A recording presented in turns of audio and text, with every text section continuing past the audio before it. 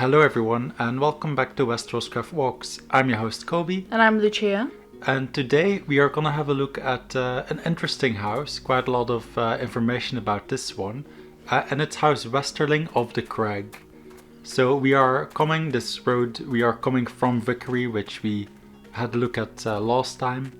And you can already see the castle of, the Crag in front of us. But most of this video, because there is a lot of information and the lands aren't that big, we are going to talk about the canon and the history of the house. So we will start with having a look at the coat of arms of the house, which is 6 white seashells on a field of sand. You'll see it on screen as well right now. They also have the words of the house are known, which is honor not honors. And House Westerling is sworn to House Lannister of Casterly Rock and are considered among their principal bannermen. So now we'll go into the history. The Westerlings are an ancient and proud house descended from the first men of the Age of Heroes. After the death of Lord Alan Tarbeck, a husband to Jane Westerling, Jane marries King Maegor I Targaryen, who is also known as Maegor the Cruel. Sir Harold Westerling was asked to join the Kingsguard under Viserys I Targaryen, and he rose to the position of Lord Commander. After the Dance of the Dragons, Lord Roland Westerling was one of the original members of the Council of Seven during the regency of Aegon III Targaryen. And Sir Ormond Westerling participated in the tourney at Ashford Meadows in 209 AC. Their arms were spotted by Sir Duncan the Tall among the gathered heraldry. And this is time for a little shameless plug from Kobe me. plug, Kobe plug. Yeah, so as you know, I make videos on my personal channel about different professions, and I did one on heraldry as well, and the herald. So if you're interested in the reasoning and the meaning behind heraldry, I will put the link to my medieval professions playlist at the end of the video, where you can find that video, among others. Okay, so now back to the history. According to semi-canon sources, the Westerlings supported Sir Tywin Lannister when he suppressed the Rhaen Tarbeck rebellion, which happened in 261 AC, resulting in the elimination of the houses of Rhaen and Tarbeck, as well as causing the destruction of Castamere. During Robert's Rebellion, Sir Ellis Westerling participated in the sack of King's Landing in 283 AC. Ellis witnessed the aftermath of King Aerys II Targaryen's death at the hands of Jaime Lannister. The Westerlings' fortunes have faltered over the years, with lands and mines being sold until the Westerlings were reduced to little wealth and influence. That's also why their lands are so small. They now scarcely have the funds to maintain the Crag, which is now more like a ruin rather than a stronghold. They are often regarded as having more pride than power. And as we walk through the castle, you kind of see that as well. A lot of the rooms are quite empty and dilapidated.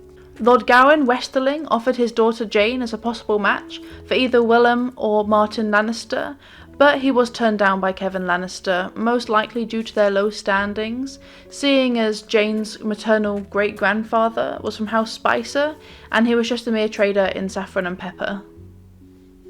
So that was the history. We also go to recent events now, so I just want to say there's spoilers for the books if you haven't read the books. So just a heads up for that. So we start with their appearances in the book A Game of Thrones. Lord Gawain Westerling is captured by Lord Jason Mallister in the Battle of the Whispering Wood in 299 AC. In the Clash of Kings, Lord Gawain is held at Seaguard during his imprisonment, which is around the time of the Battle of the Fords in 299 AC, where Robb Stark, who is the king in the north, and his forces are actually in the Westerlands and they march on the Crag. In A Storm of Swords, Sir Rolf Spicer, Gawain's brother-in-law and Castellan of the Crag, yields to Robb during the storming of the Crag in 299 AC. Rolf and his sister, Gawain's wife, Lady Sybil, discreetly negotiate with their liege Lord Tywin Lannister in return for promises of worthy marriages for Sybil's daughters, Jane and Elena. Rolf and Sybil maneuver Jane into comforting Robb, who was wounded by an arrow. After sleeping with Jane, Robb chooses to wed her in order to save her from dishonor. Gawain is freed from Seaguard after his daughter marries the king in the north, although they wed without consent. Rollum Westerling becomes Robb's squire and Sir Reinald Westerling joins his retinue. When House Westerling joins House Stark in the War of the Five Kings, they bring 50 men, of whom only 12 are knights. Sybil provides a posset to Jane, claiming it will make her fertile. Robb's marriage with Jane breaks his alliance with House Frey, as he had promised to marry a daughter of Lord Walder Frey. Sybil, Jane, Elena and Rollum remain at Riverrun when Robb departs to the twins for the wedding of his uncle Edmure Tully to Roslyn Frey, while Reynold accompanies the king as the royal banner bearer. Robb is murdered by the Freys and the Boltons during the Red Wedding. However, Reynold releases Greywind from the stables, allowing Robb's direwolf a fighting chance during the massacre. Afterwards, Reynold's whereabouts are unknown. The Westerlings are pardoned by King Tommen I Baratheon and are welcomed back into the King's Peace after the Red Wedding. And then Rolf Spicer is also named as the Lord of Castamere. So now we're on to A Feast for Crows, and in this book it actually mentions the Siege of Riverrun, which happens in 300 AC, where Gawain expresses to Sir Davin Lannister his concern for his family within the castle. Sir Brendan Tully refuses the offer of Sir Jaime Lannister to exchange Sir Edmure Tully from the besieged Westerlings. After Jaime's negotiations end the siege, Sybil is upset to learn that Tywin had planned to wed Reynold to his bastard niece, Joy Hill. Sybil also reveals that she took measures to prevent Jane from becoming pregnant with Robb's child. After the Westerlings depart Riverrun for their home in the Westerlands, Edwin Frey informs Jaime that the wounded Reynold is believed dead. After freeing Robb's direwolf, he was hit by a crossbow bolt and fell into the Green Fork. So a little bit about the family history, not necessarily of House Westerling, but actually of House Spicer, which is a very new house, as it was started by Sybil's father, but not a lot is known about Sybil's father or Sybil's mother, but there is actually a lot known about Sybil's grandmother, who is actually Maggie the Frog. She did the prophecy for Cersei where she informs her about her children dying and then her being replaced by someone who's younger and more beautiful. So that was it for all the lore. Probably one of the largest sections of like lore and history we've had on like any episode.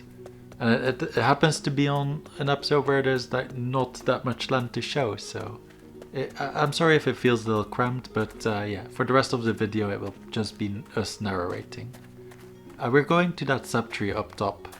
That's our end destination, but we're first gonna have a look at this little village. They're a general Westerlands style. Also the lands are meant to be a little dilapidated, because what we mentioned in the lore, they don't have that much money anymore. And this is set before, this is set at the end of a Game of Thrones, so the Starks aren't here yet. This is before the marriage. Speaking of the marriage, we also wanted to mention like that it's quite different to the show. The books are like completely different to the show in this aspect, because I don't even think House Westerling is like mentioned in the show. Because instead of marrying Jane, Robb marries like a random field nurse, and then she gets pregnant, and then the fetus is murdered at the Red Wedding. But yeah, in the books, Jane wasn't even pregnant and she wasn't even at the Red Wedding, so... Yeah, her mum used her magic to make sure she didn't get pregnant. Yeah. Yeah, and that's a quite an interesting like detail, that Maggie the Frog is an ancestor of her, so that's why she knows all the little secret spells. But yeah, it's just this village and then a big vineyard over here, which we will go through, and then over there, the top of the subtree. I must say the views of the crag are pretty nice. I like how it's like positioned on the top of a outcrop, kind of like Casterly Rock, but you know, smaller. Well, I guess that's just like the general area and what it's like. The terraforming is. Yeah, it has a good location for those kinds of castles. And we're walking through a grape field. This is where I'm gonna do a second plug for my own show. Two plugs in a show. Because I recently made a video about wine making, how wine was made. How wine was made. Yeah. How make wine? What do? Oh, look at that view. That's nice. So how I made a video about how wine was made in the Middle Ages and how wine consumption affected the population and what the meaning behind wine was. Tons of wine. Yeah, I mean, when you watch the video, you'll be like, Robert Baratheon was a total hog. Oh yeah, right, yeah. That's an inside joke for like whoever watches the video. And yeah, Lucia did a lot of research for that. You did all the research, didn't you? Mm-hmm. Yeah, I do almost all the research for WesterosCraft walks and for Kobe's channel. Like, well, Kobe will fill in the gaps on his channel. Yeah. On my thing, yeah. I'm more than half, but okay. Okay. But I do all the editing. Well, only because... Oh yeah, you do some editing. Yeah, only because you grumpy baby. But I don't edit this channel. Yeah. You guys would be pleased to know. Yeah, so that this is where we're at the moment, is like a big wine storage area. Probably for kind of ripening and what's the word for it? Fermenting the wine. Yeah, if you're interested in the whole process, you can check out that video. I'll also, I already said I'm gonna link my medieval playlist, medieval professions playlist at the end of the video. So if you want to have a look at the wine maker, that's in that playlist as well. So now it is getting dark and I can't find a bed. So I'm gonna have to, after taking in this nice view, we're gonna look at the basket to sleep in for the night. And there was some, I think this might be a glitch, there's some like blue light in the sky. I think it might have been the Aurora Borealis. I mean, maybe sometimes it's... But it's due for some. The reflection and there's... I don't know. Yeah. Magic. Yeah, so we found a little basket to sleep in and now it's morning. Hobo Kobe knows a good basket when he sees one. Yeah, I was expecting there was gonna be like a nice fancy manor house for whoever owns the vineyard, but it's not here. I guess maybe it's owned by the Westerlings. But I was gonna say the septry up there. Oh, maybe. Because as you know from watching my video, a lot of vineyards were owned by the church. Well, it's funny. It's like especially in the Middle Ages, a high percentage of wine and beer making was actually done by priests. Yeah. Nuns as well, but mainly priests. That's where the term Trappist beer comes from, because that means it's made in a monastery. Yeah, and if it's not made by monks, it can't be called a Trappist. And it has to be the Trappist. Also, the sale of the Trappist has to be used to fund the monastery, otherwise they can't call it a Trappist either. Yeah. I learned that from when we went to Bruges and we went to the beer museum. That's why we went. We only went to the beer museum just for knowledge. Mm-hmm. Yeah, so we were getting close to this monastery here. We'll have a look inside as well. It's quite a long walk up. But yeah, I feel like this area is great for views. Also, last episode in Vickery, we also got some great views. You know what would have been great to use here? One of the new features on the server, which we previously mentioned, the horse. Yeah, but it's such a small project. We'd probably go through it in like 3 minutes. But yeah, this is the septry. Also a little defended. I guess that's quite a good idea as well. Well, I mean, if they do own the vineyard, they probably have a fair amount of money. Yeah, and I guess this is also near the coast of the Westerlands, where the Ironborn raid quite frequently, or back in the day did. So I guess it's good to have some defense. But yeah, nice small-sized monastery. You don't know how much effort it took him not to say little. Yeah.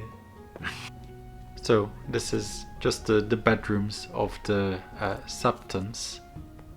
Or Septas. No, it's probably Septons, right? I imagine so. Yeah, they like wine. Probably doesn't? Septas too. But yeah, here, Everybody likes wine. Yeah, we're just looking for the actual sept of the monastery now. That's the last thing we're gonna look at. I'm gonna say it's gonna be on top of this tower. Yeah. It's got that sept shape. The 7 pointed angles. Which when you're doing a sept, sometimes it's so tricky In Minecraft, to do when you're placing everything inside. Here it is. A nice small. We didn't ring the bell. No, I did not ring the bell. Which you should do on this channel, so you're alerted when we put up new videos. nice one, GA. But yeah, this is the end of the video. On screen right now you can find a WesterosCraft Walks playlist, as well as a link to my own channel, as well as the playlist of the medieval professions, where you can find the heraldry and the wine videos that I mentioned in this video. Thanks for watching, and we'll see you in the next one. Bye guys. Goodbye.